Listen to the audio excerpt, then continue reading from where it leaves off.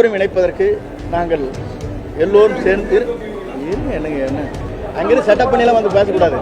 அங்கிருந்து செட்டப் பண்ணிலாம் வந்து பேசக்கூடாது.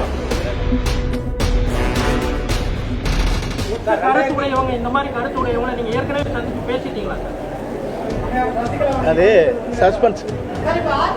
இறப்ப என்னப்ப எதனா கேட்ட எதனா ஆளுங்க கேட்குறேன். இவங்க அப்படிலாம் சொல்லல, கவர்னர் கொடுத்தாங்களா?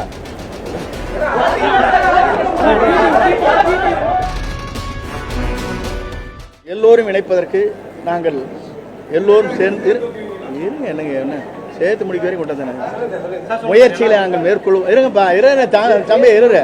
அங்கிருந்து செட்டப் பண்ணிலாம் வந்து பேசக்கூடாது. கொஞ்ச நேரம் அமைதி இருங்க. ஒன்று சொல்லி முடிக்கிறேன்.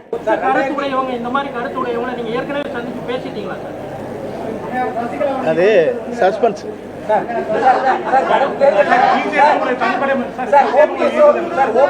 போகும்போது முன்னாள் அமைச்சர்கள் உங்களை போன்ற மூத்த போய் சந்திச்சு பேசினீங்க. ஆனா அதனையும் மீறி தான் அவரு வெளியேற்றப்பட்டார். அது வெளியே போனாரு. திரும்பவும் அவரா வந்து கூப்பிடுறாரு. இன்னொரு 2020 தேர்தலுக்கு தோல்விக்கு அவரும் காரணம் அப்படின்னு சொல்லப்படுது. அப்பெல்லாம் அவரு கட்சிக்கு வேலை பார்க்காம தோல்விக்கு காரணமா இருந்தது.